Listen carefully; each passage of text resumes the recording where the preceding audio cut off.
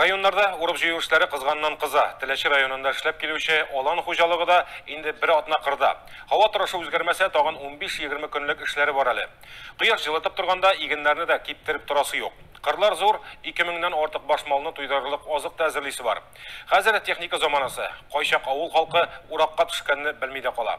Шөкер, Теләчедә бүгенгесе белән бер рәттән тарихка да күз салырга җай табалар. Элек мәсәлән комбайн урынына урак һәм кул хезмәте булган. Баландаш авылы халкы бу гореф-гадәтләрне онытмаган икән әле. Урак белән уруны да, көлтә бәйләүне дә тагын бер кат искә төшерде өлкәннәр. Урак өсте күренешен оештырган Рифкат абый Шафиков тарихка битараф түгел.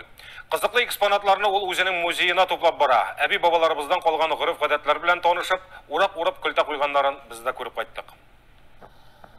Алан хуҗалыгында чын мәгънәсендә урак өсте, бер атна эчендә 4 комбайн 500 гектардан артык мәйданда игеннәрне җыеп алган. Комбайннар артыннан шунда ук җирне эшкәртеп тә баралар. Хуҗалыкта барлыгы 4860 гектар сөрелек җирләр исәпләнә. Ураклар безгә яхшы гына бара дип әйтик.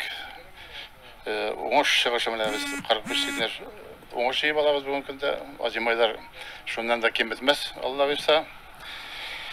Менә без басып тора торган басу инде менә бүген көндә 51 гектар уңыш бирә. Скипетр сорты. Шуңа инде менә югалтуларсыз, Алла бирсә җыеп алырга. Хәзер басуда кызу вакыт, иртәдән кичкә кадәр комбайнны туктатмый эшләтергә кирәк. Ринат Гатауллин быел 34нче сезонын эшли. 2 ел рәттән алдынгы комбайнчы булып танылган. Беренчелекнең сире юк, бары тик эшеңне яратып башкарырга кирәк, ди Ринат әфәнде.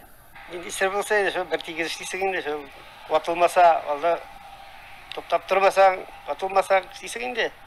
Бу бит техника ватылада, син шикелле тормый гел, ватылмыйча.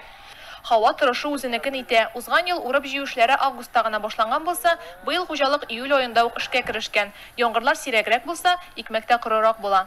Дымлыкка килгәндә 13-14% булды. Но бар 1-2 көн яңгыр явып алды дагын, уборканы бер көнгә туктатып торды. Менә шул кичә суккан арышына әйтик, анда барбер дымлыгы 17-18%-ка күтәрелгән иде.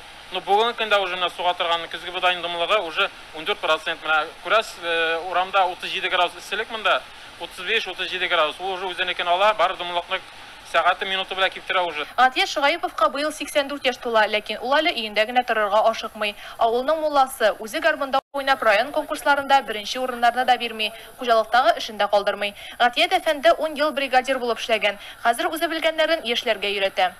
Инде менә хәзер пенсиягә чыккач, тагын менә жаңа Хавер Нуртевич дигән председатель килде, ул килгәч инде мине попросить итте, Гатия абый, мин эшләгәндә эшлә инде дип, учет эшләрен менә гел шуннан бирле эшләп киләм инде. Хәзер Алан хуҗалыгында терлек азыга әзерләү үзәге төзелеп килә. Республикада алар әле берничә генә. Төзелеш 26 миллионга төшәчәк дип фаразлана. Малларга качественный монокорм, то есть корм җиткерү инде. Именно менә шушы базада гына, шушында гына комбикормадан башлап, bütün корма, bütün сенаж, грубый кормнар, концентрированный кормнар бөтенсендә шушы базада эшләнеләчәк һәм колхоз хуҗалык буенча таратылачак инде. Төрле җирдә кормалар әзерләнмәй, шушында гына централизованно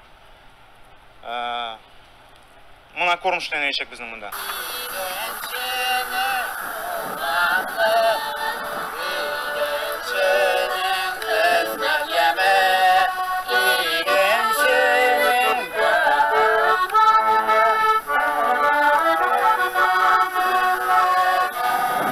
Боландыш авыл халкы тарихны онытмый, һәр даим барлап тора.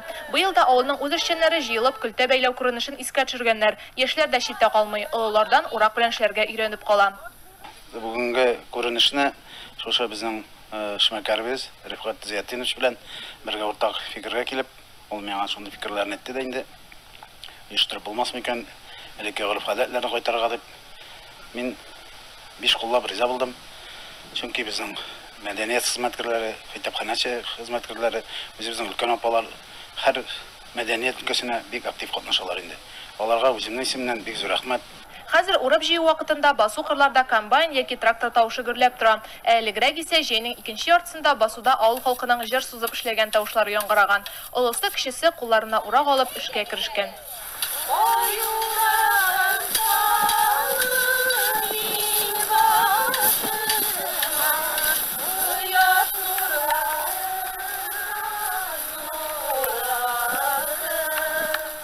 Безнең әни 3 баланы, мин иң олысы 6 яшьлек туган гына. Аннан соң 3 яшьлек, аннан соң яңа туган баланы арбага тартып, шушы басуга алып менгәнен хәтерлим. Аннары кызу көн, балалар елай мине чишмәгә суга төшерәләр. Безнең авылның чишмәсенә суга төшәләр. Мин бала караучы 6 яшьлек бала менә. Шундый хәлдә әниләр безнең әни генә түгел, бөтен халык балаларын тартып, шушында басуда уралар иде. Эш беткәч уйнарга ярый. Боландышлар эшне генә түгел, элек уйналган уеннарны да күрсәттеләр. 74 яшын тутырган Альфинур апа да читтә калмады.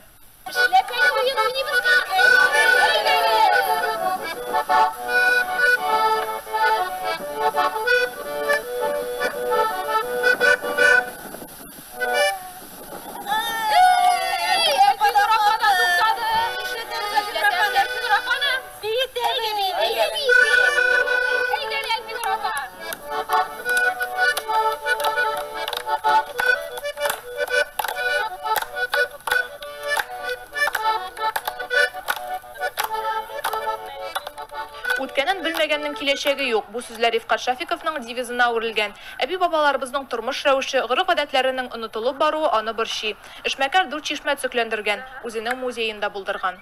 Планнар зур. Әгәр дә инде Ходай Таала насыйп итсә, менә бу җир безнең 2 гектар арендада утыра.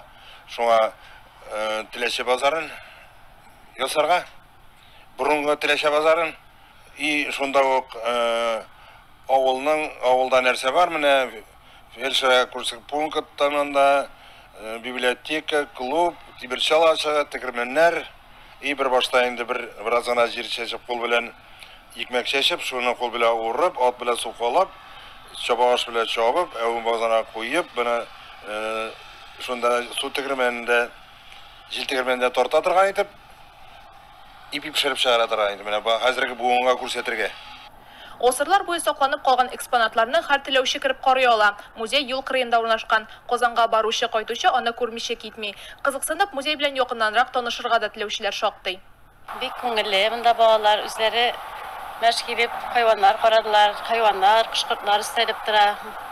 Йортлар бар, элеккеге өйләрне, истәлекләрне барлау өчен хатирәләрне бик матур, бик күңелле. Тагын да шушылай гөрләп эшләп торсын музейлар. Дөрес, хәзер музейдагы һәр экспонат яшь буынга сәйрәк булып та тоелыр. Әмма аларның нинди хезмәт башкарганын аңлатып бирүчеләр бар әле. Шулай ук иген кырында көлтә кую безнең буын эчендә күрелмәгән хәл. Ә бит тарих, милли гореф-гадәтләр буыннан буынга тапшырылганда гына хәтерләрдә сакланачак. Рифкат абыйның һичшиксез тарих сагында торучы дисәк тә ялгышмабыз.